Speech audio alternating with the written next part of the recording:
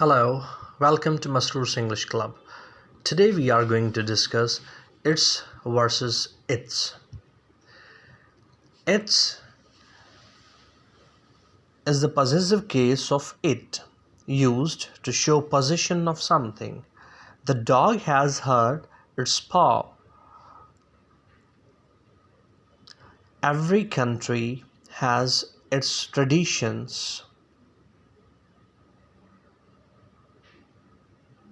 Whereas it apostrophe s, its is the contracted form of it is or it has.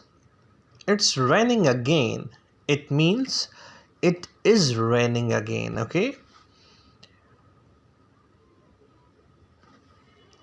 Have you seen my camera? It's lost. It means have you seen my camera? It is lost. Thanks for watching Masroor's English Club. If you're new on this channel, don't forget to subscribe the channel, press the bell icon and turn on the notification so that you never miss my videos.